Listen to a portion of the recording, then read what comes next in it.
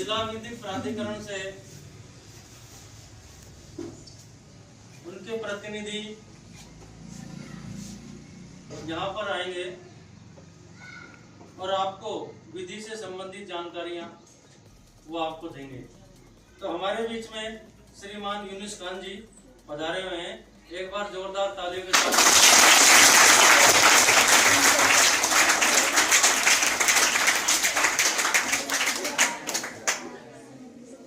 अब आगे के लिए मैं यूनुस खान जी से निवेदन करूंगा जो भी जानकारियां हैं आप बच्चों को दें। सम्माननीय यूनुस खान। बेटा आवाज नहीं। सर के लिए थैंक यू। गुड मॉर्निंग सभी बच्चों को। मैं जिला विधिक सेवा प्राधिकरण से आया हूँ। मेरा नाम यूनुस खान है और एजुकेशन की बात करो तो LLB प्लस ITI RSIT और प्रेजेंट में मैं PLB के रूप में आपके सामने आया हूँ। प्यारे बच्चों, OLX का नाम किस किसने सुना है?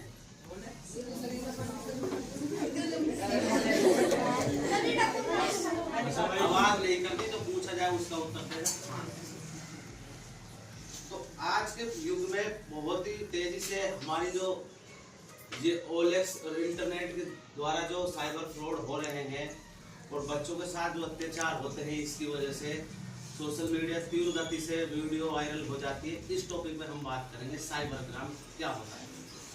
तो मुझे लग रहा है समझदार बच्चे, 12वीं तक के बच्चे तो एक कोई भी जिनको भी मालूम है बताएंगे साइबर क्राइम क्या होता है।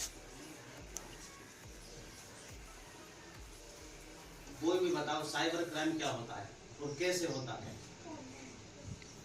किसी को नहीं पता, बेसिक सी नॉलेज है, गांव में सुनी होगी कि उस OLX उधर को कटता है, ऐसे करता है, किसी को पता ही नहीं कैसे कटता है। पूरा प्रोसेस पता है, सब पता है, छोड़ ना जावे। विवाद क्षेत्र से तो हमको तो ठीक है नहीं मालूम। इस टॉपिक पर हम बात करेंगे साइबर क्राइम क्या होता है। क्राइम होता है पैसे की ठगी, इंटरनेट के द्वारा किसी का पीछा करना, गलत मैसेज करना और अश्लील वीडियो डालना, उसके फोटो को एडिट करके उसको वायरल करना, ब्लैकमेल करना। इस टॉपिक पे हम बात करेंगे, ये होता है साइबर क्राइम। आप समझ लेंगे। अब मैं बात करूंगा साइबर दुर्व्यवहार क्या होता है। स्कूल का कोई भी आपका ग्रुप हो या किसी को ब्लैकमेल किया जाता हो तो ये साइबर दुर्व्यवहार की श्रेणी में आता है। मैं बात करूं साइबर दुर्व्यवहार का मतलब है social media, phone, internet, social media या किसी ऑनलाइन प्लेटफॉर्म के माध्यम से जो भी अपराध किए जाते हैं वो साइबर दुर्व्यवहार में आते हैं। बच्चों को लगता है बदमाशी स्कूल तक ही होती है, लेकिन ये बाहर तक सीमित बढ़ जाती है। लेकिन आज के समय में स्कूल के बाद भी जारी रहती है। बदमाश केवल क्लासरूम में खेल के मैदान तक नहीं बल्कि व्हाट्सएप ग्रुप या ऑनलाइन चैटिंग के माध्यम से साइबर दुर्व्यवहार होता है। और साइबर दुर्व्यवहार इसलिए गंभीर होता है क्योंकि ये बहुत ही जल्दी से फैल जाता है। बच्चों के सामने साइबर दुर्व्यवहार के सामान्य रूप क्या है? फर्जी अकाउंट बनाना। फर्जी अकाउंट कैसे बनता है? अकाउंट बना लिया, इंस्टाग्राम पर फर्जी अकाउंट बना लिया, लड़का लड़की की आईडी बना लेता है। होता है ऐसा? सर, लड़का लड़की की आईडी बना लेता है, अपने दोस्त को ब्लैकमेल करता है, उस देश की प्राइवेसी की वीडियो ले लेता है और उसे ब्लैकमेल करता है कि मेरे पास तेरी ये वीडियो है, इसे मैं वायरल कर दूंगा। फिर वो डिप्रेशन चलता है, पढ़ाई नहीं करता है, स्कूल नहीं आता है, पढ़ाई छूट जाती है, वो कोई गलत कदम नहीं उठा सकता। अब आप तक ये बात क्यों पहुंचानी जरूरी है? क्योंकि इसी उम्र में ये बात काम होते हैं।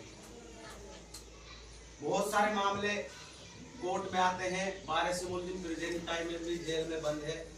गवर्नमेंट ये नहीं चाहती कि हम अपराधियों को इनको सजा दे, इन्हें जेल में बंद रखे, नहीं। वो चाहते हैं हमारा समाज, हमारा देश, हमारा हर नागरिक एक समझदार, पढ़ा लिखा और स्वस्थ और तंदुरुस्त और एक देश का जिम्मेदार नागरिक। ठीक है। क्लासरूम में साइबर बुलिंग, क्लासरूम में साइबर बुलिंग कैसे होती है?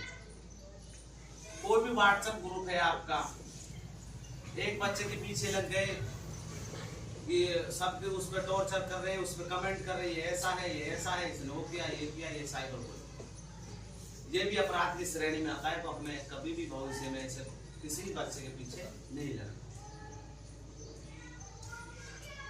और बिना अनुमति के किसी की फोटो वायरल करना, हमारे पास किसी अनुमति नहीं है, किसी की फोटो डाल दी एडिट करके, ये घोर अपराध है बच्चों। ऐसे आपको कभी भी नहीं करना है। किसी की बिना अनुमति के फोटो, आपका दोस्त हो, कोई भी हो, बिना अनुमति के किसी का भी फोटो आपको वायरल नहीं करना है। वायरल करने पर वो रुकता नहीं, क्यों? उसे सेव कर लेते हैं लोग बात, उसका स्क्रीनशॉट ले लेते हैं। तो वायरल करने पर आदमी कितना ही जोर लगा ले, वो हटने का नाम नहीं लेता, क्योंकि सेव कर लेते हैं कहीं पे। तो ये होती है बिना अनुमति के हमें किसी को फोटो वायरल नहीं करना है। और धमकी बारे में ऐसे या अपमानजनक किसी की बात करना, उससे तो फोटो एडिट करके भेजना और अपमानजनक की मैं फोटो वायरल कर दूंगा और उसको धमकी देते हैं, ये कभी भी ऐसा करते नहीं करना है। हमसे और आपसे समाज बनता है, तो मैं इसलिए आपको जागरूक करने आया। ऑनलाइन पीछा करना, एक पीछा होता है कि रास्ते में कोई जा रहा है, कोई लड़की जा रही है और उसका पीछा किया जा रहा है, ये है ऑफलाइन पीछा करना। ऑनलाइन पीछे कैसे होता है? ऑनलाइन पीछे ऐसे होता है कि बार बार मैसेज करना, मना करने के बावजूद, फर्जी आईडी से XYZ जैसे भी करना, इंटरनेट के माध्यम से जो भी आपको कोई पीछा कर रहा है, तो आपको इन चीजों का मालूम होना चाहिए कि साइबर फ्रॉड का नंबर क्या है। आपको मालूम है? किसी को कहाँ शिकायत कर सकते हैं, ये भी तो आपको मालूम होना चाहिए। नहीं है मालूम, तो मैं यही बात बताने आया हूँ। साइबर फ्रॉड यदि धोखाधड़ी से आपके मम्मी पापा के किसी के पैसे कट जाए, या आपसे कोई पूछे कि भाई मैं आपको एक स्टार दूंगा, तो उस स्टार में कितने डॉलर रहेंगे, आप OTP बताओ, आप लालच में आ जाएंगे, OTP तुरंत बता देंगे, आपके पैसे जो आपके पापा का फोन है किसी का पैसे तुरंत। तो वो क्या है, जिस तरीके से मछली होती है और मछली को हम उसमें मांस वास लगा के, कुछ भी XYZ लगा के, रोटी वोटी लगा के उसे फंसाते हैं, ऐसे ही फ्रॉड होता है। उसको लालच दिया जाता है, वो सोचता है कि हाँ मैं तो पैसे वाला बन जाऊंगा, मेरा कितना अच्छा काम हो रहा है। नहीं, ऐसे विश्वास नहीं करना है किसी को, ऐसे कभी भी अनजाने में OTP आपको नहीं देना। और ये ऑनलाइन पीछा करना मैंने बता दिया। निजी जानकारी मांगना, आपसे पूछे कौन सी स्कूल में पढ़ते हो, हमें से आप में से ये अपराधी बनते हैं, कहीं से बाहर से नहीं आते हैं कि भाई अलग ही इनका तो जमा रहा है, मतलब ठिकाना है, नहीं, सब समाज में ही ये जो त्रुटियां हैं। तो मैं कह रहा था कि निजी जानकारी मांगना, किसी को अनजान व्यक्ति को आपकी निजी जानकारी आपको नहीं देनी, कहाँ पे पढ़ते हो, कौन सा गांव है। हाँ, आज हम जाते हैं कहीं पे भी, जयपुर जा रहे हैं, अलूर टू जयपुर, अब अपराधी को पता लग गया है कहाँ है, जयपुर जा रहा है, रास्ते में, ठीक है पूछने दो और वहां पे। तो ये अपराध की श्रेणियां हैं। जब हम जागरूक हो जाएंगे, इन गलतियों को नहीं करेंगे, तो हमारे साथ कृत्य नहीं होगा, बात थाने तक नहीं जाएगी, कोर्ट में नहीं भरेंगे केस, मुलजिम नहीं भरेंगे जेल में। जब हम जागरूक हो जाएंगे, हम खुद गलतियां करते हैं, ऐसा है कि नहीं, ये बताओ, ठीक है। और मैं बात करूं ब्लैकमेल करना और ऑनलाइन दबाव डालना, ये क्या होता है कि उस पर ऑनलाइन दबाव डाला जाता है, दोस्ती करी पहले, उसकी कोई भी वीडियो ऐसी ले ली, ठीक है, फिर उस पर आपकी वीडियो वायरल कर दूंगा, आपके फोटो छोड़ दूंगा, ये होता है ऑनलाइन दबाव डाल। ये अपराध की श्रेणी में आता है। और पीड़ित को कभी भी डरना नहीं चाहिए, उसकी शिकायत करनी चाहिए, इससे अपराधी और मजबूत होता है। जब हम उसको नहीं हाथ जुड़वा ले, पाँव मैंने पकड़ना ना, उसके नहीं जोड़ना, ठीक है, उसके स्क्रीनशॉट लो। और 1930 साइबर फ्रॉड के नंबर है, जिला विधिक प्राधिकरण से मैं आया हूँ, इसके नंबर क्या है 1500, 24 घंटे चालू है। चाइल्ड हेल्पलाइन नंबर क्या है, नाम बताएंगे नंबर कोई, एक जिसको मालूम है खड़ा होकर बताएगा, अच्छा लगेगा। कोई कोई भी जिसको मालूम है, जिनको मालूम हाथ ऊपर। हर स्कूल बस पे हर जगह नंबर होता है। बताओ, शर्माना नहीं है। कौन क्या सोचेगा, ये पड़ोस में क्या कहेगा। स्कूल के खंबे पे भी लिखे हुए हैं, आपने देखा होगा। हाँ, पिलर पे नहीं देखा, नहीं लिखा हुआ है। आप बता रहे थे। हाँ 10 जोरदार ताली बजाओ।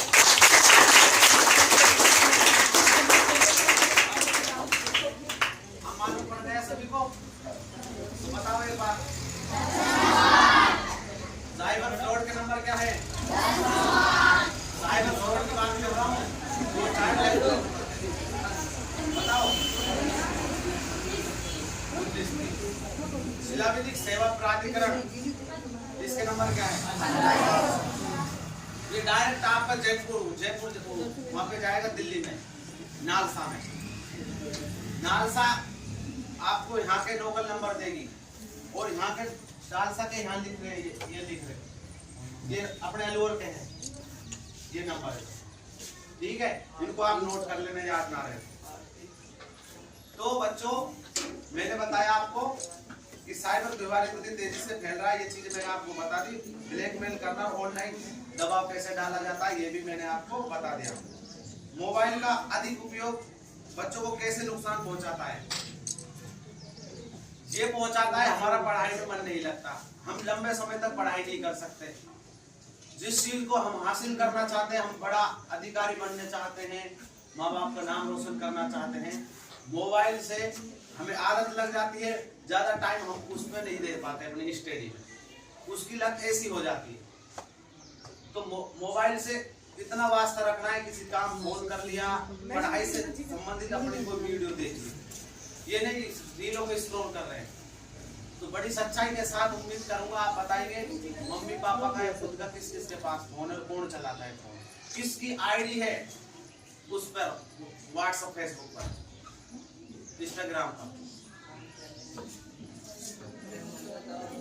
कोई नहीं बताएगा शर्म की वजह से कि ये क्या सोचते हैं। हाँ, क्लास वाले कोई नहीं बताएगा, लेकिन चलाते तो है, ये तो बताओ कौन चलाता है घर में?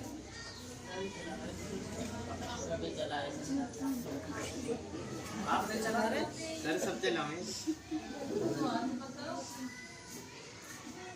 चलो तो बच्चों, मैंने बताया आपको फोन कैसे चलाना है। अपने पढ़ाई से संबंधित चीजें, काम कोई जरूरी हो जब आप अपने सपने को साकार कर पाएंगे।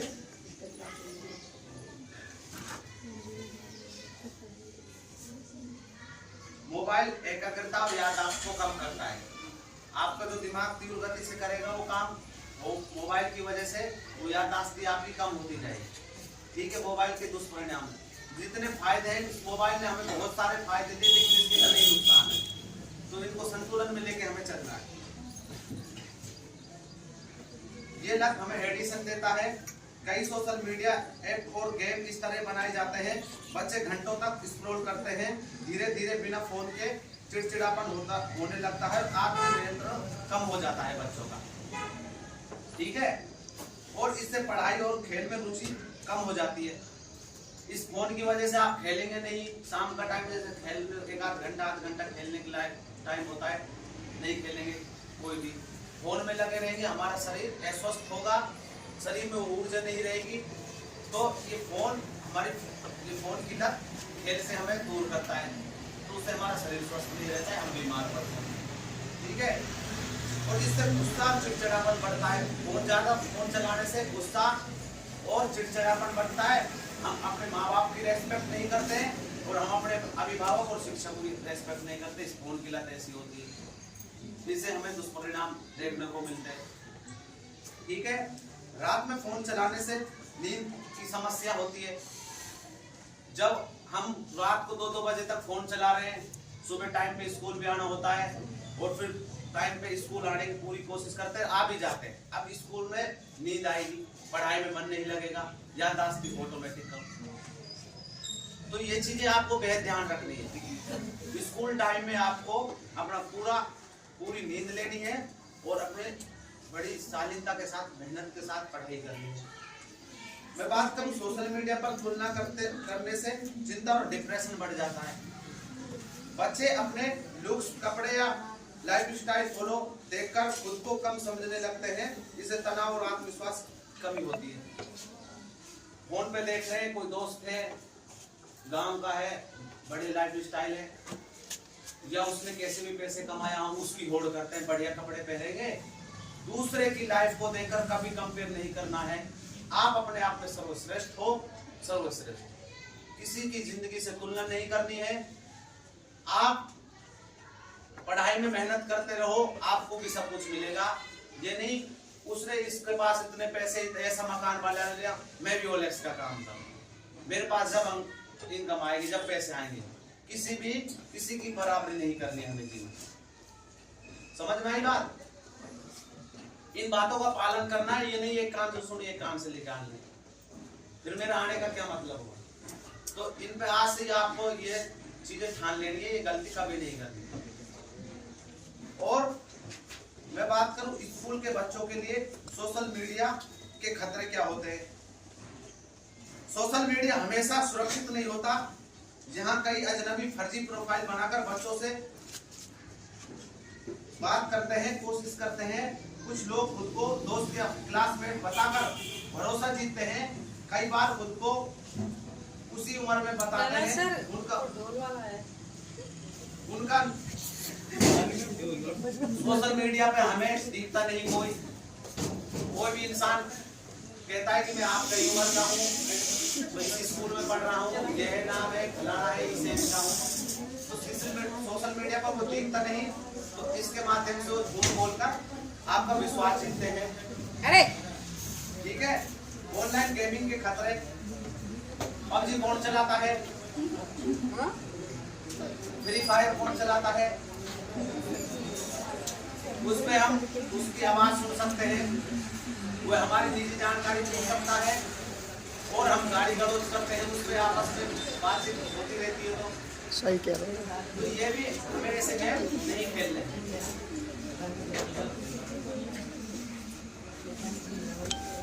बाल अश्लील सामग्री और इन जोन शोषण। बच्चों को स्पष्ट रूप से समझाना चाहिए कि बाल अश्लील सामग्री, चिल्ड फोटोग्राफी बहुत ही गंभीर अपराध है। बाल अश्लील सामग्री का मतलब है कि बच्चे से जुड़ी अश्लील फोटो, वीडियो, कंटेंट ये पूरी तरह गैर कानूनी है। इसे देखना, सेव करना, फॉरवर्ड करना, शेयर करना अपराध है।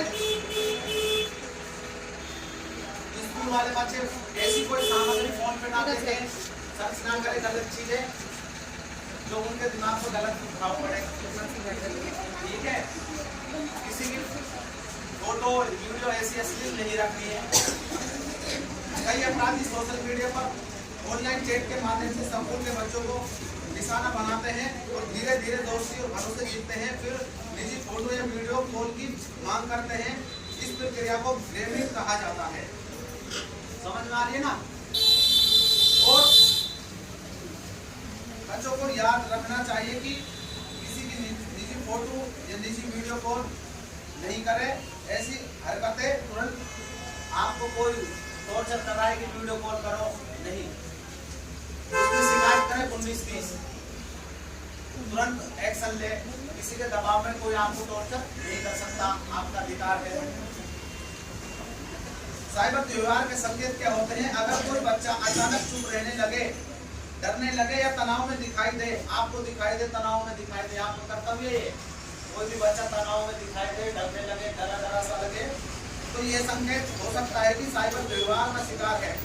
कई बार बच्चा फोन छुपाकर इस्तेमाल करने लगता है, स्कूल जाने से बचने लगता है, दोस्तों से दूर हो जाता है और पढ़ाई में रुचि कम हो जाती है उसकी।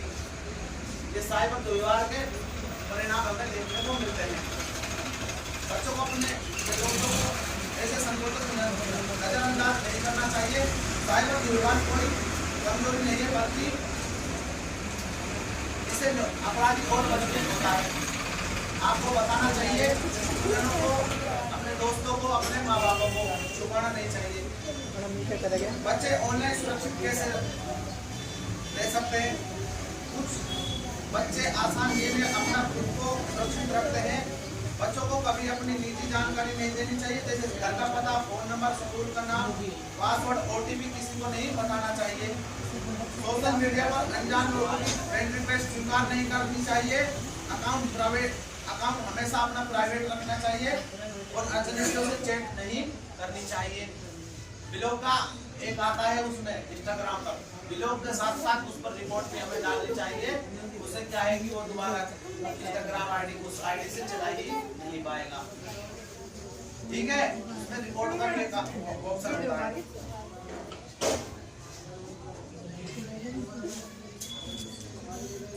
अगर साइबर दुर्व्यवहार हो जाए तो बच्चे क्या करें? साइबर दुर्व्यवहार हो जाए तो समझदारी से और डरना नहीं चाहिए। बच्चों को गुस्से में जवाब नहीं देना चाहिए, बहस नहीं करनी चाहिए। बच्चों को तुरंत स्क्रीनशॉट लेना चाहिए। अपमानजनक मैसेज, फर्जी अकाउंट, पोस्ट या कमेंट सबूत बहुत जरूरी होते हैं। बच्चों को तुरंत अपने माता पिता को बताना चाहिए, उनके किसी भरोसेमंद व्यक्ति को बताना चाहिए। बल्कि अपराधी की गलती होती है, हमारी गलती नहीं, उस अपराधी की गलती होती है। ठीक है, तो एक हमारी नालसा की योजना चल रही है, उसके बारे में थोड़ी आपको बताता हूँ। मैं समझ सकता हूँ आज मैंने बहुत ही काम की बात आपको बताई है। वन विभाग की एक योजना होती है और मैं आया था, रास्ते में जंगल ही जंगल है, तो मुझे लगता है जैसे यहाँ पे वन्य जीव हो भी सकते हैं, जिससे आप कोई समाज में, आपके परिवार में इस तरह पीड़ित हो जाए। तो वन्य जीव से पीड़ित व्यक्तियों को मुआवजा दिया जाता है गवर्नमेंट के द्वारा। यदि कोई वन्य जीव की वजह से हमें अपनी प्राकृतिक का पूरा ध्यान रखते हुए और वन्य जीव की देखभाल करते हुए, ये बेचारे बोल नहीं सकते, हमें इनकी सुरक्षा करनी है, बल्कि इनको मारना नहीं है। जाने अनजाने में इनसे कोई आगे आ जाए और उनकी मजबूरी हो जाए तो जब कर भी देते हैं अटैक। सेपड़ होया, टाइगर होया, वन्य जीव कोई श्रेणी हो सकती है, सांप हो सकती है या बंदर हो सकता है, कोई भी वन्य जीव का मतलब समझ रहे हो, जानवर वाली श्रेणी। उनकी वजह से यदि कोई व्यक्ति पीड़ित हो जाता है तो ऐसा तुरंत आपको क्या करना चाहिए? मान चलो आपके घर में सांप आ गया, उसको पकड़वाना है, तो तुरंत शिकायत कहाँ करनी चाहिए? वन विभाग का नंबर है 1926। आज दिमाग में सेट कर लो, 1926। यदि वन्य जीव की वजह से कोई पीड़ित व्यक्ति हो जाता है, तुरंत शिकायत करें 1926 पर और मेडिकल करवाए। यदि इंसान की मृत्यु हो जाती है, वो खा जाता है, उसे बिल्कुल घायल कर देता है, तो 10 लाख का मुआवजा देती है गवर्नमेंट। किसको देती है? मरने वाले परिजन को, वो तो बेचारा गया, और उसके परिजनों को यदि जिंदा है और उसका कोई भी अंग पीड़ित हो गया है, डेड हो गया है, तो उसके लिए गवर्नमेंट देती है 2 लाख रुपए। यदि खरोच चाहिए, हाँ बस बच गया, ज्यादा नहीं, एक्सीडेंट का सब मामला है नॉर्मल, तो उसके लिए 25,000 रुपए। मैंने आपको ये नालसा की योजना है, मेरा काम है बताने का आपको, और मैं उम्मीद करूंगा कभी गांव में, परिवार में, रिश्तेदारी में आपकी सूचनाओं को, और जो मैंने आपको बताया भाई बहन माँ बाप को, इन चीजों के बारे में आपको बताना। मैंने आपको बताया, उम्मीद करूंगा कि आपने ध्यान से सुना है और कभी भविष्य में इन चीजों से बचेंगे। बहुत बहुत धन्यवाद, बड़ी शालीनता के साथ आपने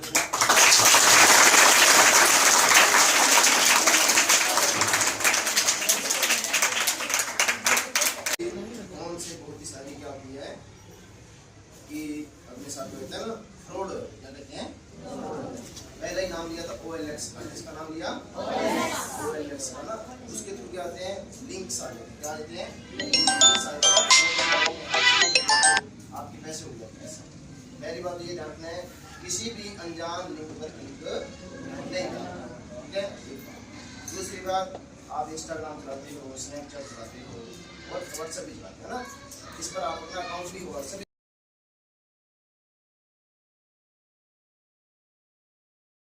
अगर कोई अनजान व्यक्ति आपको मैसेज करता है तो आप क्या करेंगे? ब्लॉक करेंगे और रिपोर्ट करेंगे। क्या करेंगे? रिपोर्ट करेंगे। काम में ऐसा होता है कि अगर कोई 5 जन उसको रिपोर्ट कर देंगे तो सामने वाले का अकाउंट क्या हो जाता है, ब्लॉक हो जाता है और वो किसी को मैसेज नहीं करता। ठीक है, इस प्रकार आप क्या कर सकते हो, रिपोर्ट कर सकते हो। अगर कोई और भी तरीके से तंग कर रहा है तो आप अपने माता पिता को जरूर क्या करें, माता पिता को जरूर बताएं, बड़े भाई बहन को भी ये बात बताएं। चिपके नहीं रहना है, अपनी गलती नहीं है, दूसरे की गलती, वो आपको कर रहा है ना, ये बात आपने जरूर ध्यान रखना। इसलिए बात रील्स है ना, फोन वो देखते हैं, तो इससे क्या होता है, अपने ब्रेन है, जो दिमाग है, इसका जो स्पान होता है ना, अटेंशन स्पान जो है वो कम हो जाता है। जैसे पढ़ाई में ध्यान नहीं रख पाता है, नींद नहीं आ पाती है, तो इन सब बातों को आपको ध्यान रखना है कि फ़ोन आपको बहुत ही कम चलाना है।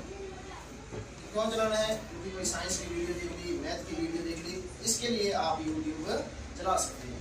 तो यूट्यूब में भी आजकल एक ऑप्शन आता है यूट्यूब किड्स का, कौन सा आता है, यूट्यूब किड्स का। अगर उसको आप ऑन कर दोगे तो फिर अच्छी वीडियो उसमें आती है, तो आपने गलती जाके फोन कर देना।